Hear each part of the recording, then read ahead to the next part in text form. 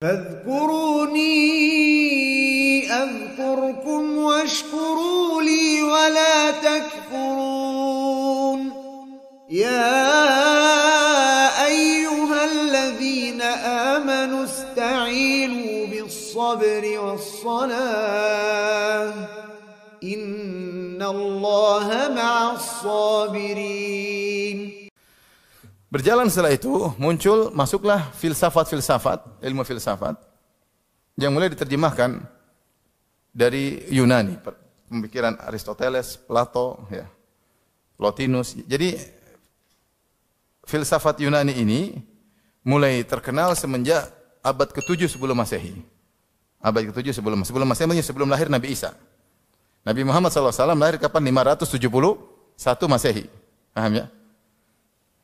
Rasulullah SAW lahir tahun sekitar 571 Masehi. Jadi sebelum abad ke-7 sebelum Masehi muncul para filsafat ini terkenal, merupakan perpindahan dari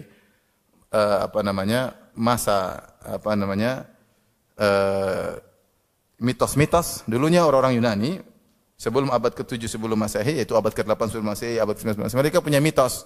Semua kejadian alam ini mereka kaitkan dengan kegiatan dewa. Artinya kalau ada guntur, dewanya lagi batuk misalnya. Atau ada apa, gempa mungkin dewanya lagi goyang-goyang kepala. Intinya mereka selalu begitu ya. Selalu begitu. Sampai akhirnya sekitar abad 7 sebelum Masehi mulailah terjadi naklah, perubahan besar-besaran. Muncullah seorang tokoh namanya Thales. Dia mulai menjelaskan, berusaha untuk mengilmiahkan peristiwa-peristiwa alam. Dan ini mulai luar biasa. Mereka mulai berpikir sampai akhirnya, ini panjang pembahasan tentang ini. Ada beberapa mazhab dalam filsafat Yunani. Di antaranya muncullah Socrates dengan pemikiran baru yang membahas tentang hakikat. Dia membantah sofisme yang mengatakan seluruh perkara adalah relatif, maka dia mengatakan ada hakikat. Mulailah muncul Socrates, kemudian punya murid namanya apa? Plato. Masalahnya Plato, mulai sejak zaman Plato, ketika Plato mulai berbicara, dia tidak hanya berbicara tentang kejadian alam. Dia berbicara tentang ma wara'al alam, tentang Tuhan. Jadi Yunani ketika berbicara tentang alam, tidak ada masalah. Mereka bicara fisika, kimia, biologi, matematika. Ini oke lah, perkembangan ilmu kita akui jasa mereka. Jadi masalah mereka tidak membatasi diri mereka. Plato, Aristoteles, Plotinus tidak membatasi diri mereka untuk berbicara tentang alam semesta. Mereka bicara tentang metafisika, atau disebut dengan mawar al-alam. Apa di balik alam semesta ini? Mulailah mereka bicara tentang Tuhan. Tuhan tuh begini, syaratnya harus begini, tidak boleh begini. Karena kalau begini berarti begini, mulai bicara. Terjadi perdebatan, saya tulis dalam buku saya, Muqaddimah Al-Aqidah Wasithiyah, tentang bagaimana pendapat Socrates dibantah oleh Plato, Plato dibantah oleh Aristoteles dibantah oleh Plotinus. Tapi intinya semuanya berbicara tentang Tuhan. Sehingga mereka bikin syarat-syarat Tuhan harus begini. Taib. Ini Plato sekitar abad ke-4 sebelum Masehi. Demikian juga Aristoteles setelahnya. Adapun Plotinus yaitu abad ke-3 setelah Masehi. Abad ke-3 setelah Masehi. Tapi semuanya sebelum lahir Nabi Muhammad SAW. Karena Nabi lahir abad ke-6, ya enggak? Nabi lahir abad ke-6. Nah, setelah zaman sahabat, ya terutama setelah khilafah Bani Umayyah, kemudian diganti dengan Bani Abbasiyah. Di zaman khilafah Abbasiyah, mulailah buku-buku Yunani diterjemahkan. Awal-awal diterjemahkan ke dalam bahasa Arab dengan tentang fisika, tentang kimia, tentang biologi. Orang-orang Arab kagum. Ini Plato, Aristoteles dan teman-temannya akalnya besar. Yang tidak pernah dipikir oleh orang Arab sebelumnya. Ini kok bagaimana akal mereka luar biasa. Bila bicara tentang kesehatan, tentang kedokteran, tentang medis, tentang susunan tubuh, luar biasa. Jadi mereka terpukau. Belum ada lagi kata-kata bijak. Dan mereka bicara tentang sosiologi. Jadi ilmu mereka banyak, kita enggak pungkiri, mereka ilmunya banyak. Sampai sekarang masih dipelajari ilmu sosiologi menurut Plato, menurut siapa, banyak. Masyarakat, ilmu kenegaraan, ya ilmu dasar-dasar kesehatan luar biasa diterjemahkan oleh orang-orang Arab, terpukau, kagum, ini makhluk dari mana, akalnya begitu luar biasa. Ternyata yang diterjemahkan bukan cuma itu saja. Sehingga mereka melihat ibarat gini lah, ibarat kita lihat zaman kita mungkin lihat orang Jepang bisa bikin robot, kita enggak bisa baru bikin mobil dari kulit jeruk, dia sudah bikin apa? Robot kan. Ini orang otak kayak gimana? Kira-kira gitulah, saya gambarkan kira-kira begitu. Jadi mereka kagum, kaget lihat ada makhluk yang bicara tentang ilmu sains yang luar biasa. Ternyata mereka tidak mencukupkan tentang ilmu sains. Mereka bicara tentang Tuhan.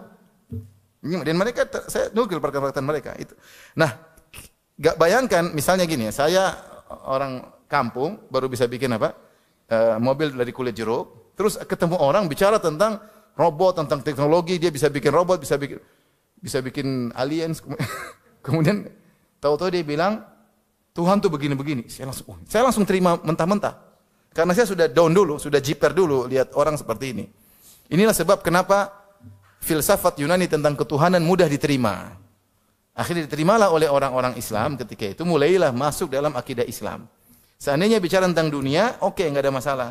Mulailah mereka mengambil filsafat Yunani tersebut sebagai landasan akidah Islam. Mulailah mereka jika ini disebut oleh Ibnu Hajar, saya banyak nukilannya, Ibnu Hajar, Az-Zahabi. Akhirnya dijadikanlah landasan pemikiran filsafat Yunani tersebut landasan untuk menimbang Al-Quran dan Sunnah tentang masalah akidah, tentang teologi. Teologi apa saja yang tidak sesuai dengan pemikiran Aristoteles, logika Aristoteles, maka ditolak atau ditakwil. Mulailah muncul firqah namanya Jahmiyah. Jahmiyah, ya. Mulai muncul firqah Jahmiyah. Kemudian Jahmiyah mulai bicara tentang sifat-sifat Allah, begini, mulai muncul Mu'tazilah. Ini urusan. Mulai para ulama membantah mereka dengan nulis buku-buku.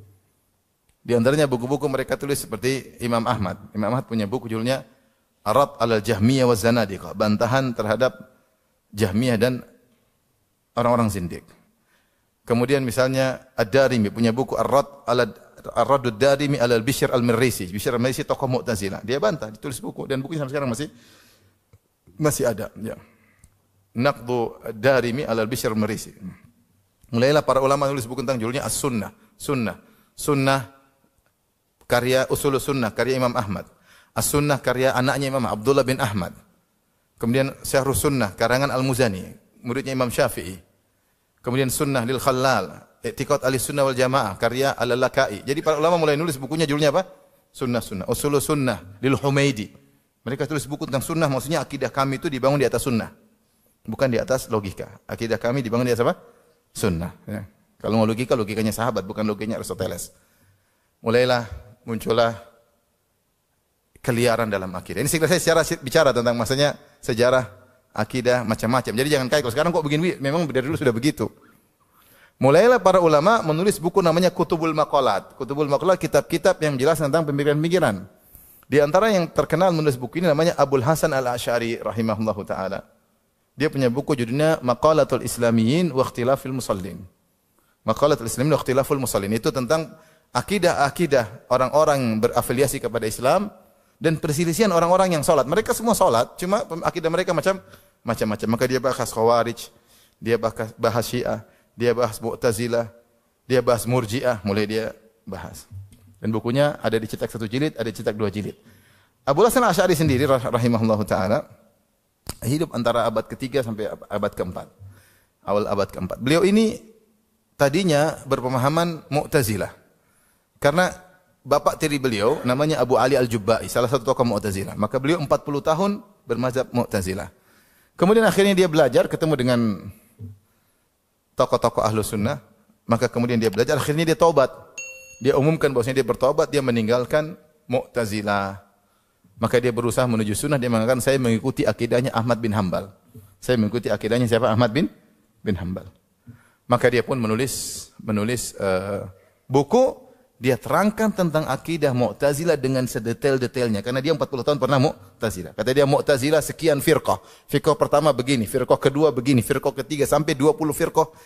Dia tulis semua. Karena dia pernah seperti itu. Jadi kita kalau saya seperti saya penuntut ilmu, ketika saya membahas tentang akidah Mu'tazilah, di antara buku literasi yang jadi literatur yang jadi rujukan, di antaranya buku ini.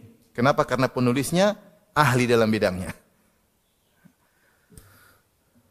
Dan terjadi pertikaian di zaman Khilafah Abbasiyah, Khilafah Al-Ma'mun. Muncul seorang Mu'tazilah namanya Ahmad bin Abi Du'ad. Dan dia dekat dengan penguasa. Maka dia memprovokasi penguasa untuk menyuruh rakyat mengatakan Al-Quran itu makhluk. Siapa yang tidak mengatakan Al-Quran makhluk, maka dibunuh ketika itu. Dan demikian kalau ketika Ahlul Bid'ah sudah dekat dengan penguasa, mereka maksa agar orang mengikuti pendapatnya. Maka banyak ulama karena takut dibunuh, mereka terpaksa mengatakan Al-Quran itu makhluk. Padahal Al-Quran bukan makhluk. Al-Quran firman Allah. Firman Allah bukan apa? Makhluk. Kalau kita manusia, kita makhluk, suara kita juga apa? Makhluk. Perkataan kita juga makhluk. Rasulullah makhluk, sabdanya juga makhluk. Allah bukan makhluk. Maka firmannya bukan apa? Makhluk. Pendengarannya bukan makhluk, penglihatannya bukan makhluk, pembicaraan juga makhluk. Nah, dipaksalah orang-orang mengatakan Allah makhluk dengan logika mereka. Ketika tidak mau, mulailah dibunuhin. Di antara yang tidak mau mengatakan Al-Quran makhluk bertahan adalah Imam Ahmad. Maka dia dipenjara, disiksa, dipukul sampai dagingnya lepas, sampai bolong-bolong di badannya, dihantam, dicambuk sampai daging terbang saking kerasnya cambukan tersebut. Sampai dalam satu riwayat dia sampai melihat ke atas, sampai ada yang melihat dia disiksa. Kemudian ketika dia sudah keluar dari penjara, dia tanya, wahai Imam, waktu engkau disiksa kau lihat ke atas, apa yang kau lakukan? Saya berdoa pada Allah agar auratku tidak terbuka, agar tidak terbuka. Dan Imam Ahmad tegar sampai 3 khalifah menyiksa dia. Sampai akhirnya setelah itu ganti dengan khalifah yang terakhir. Baru kemudian condong kepada sunnah, baru selesai.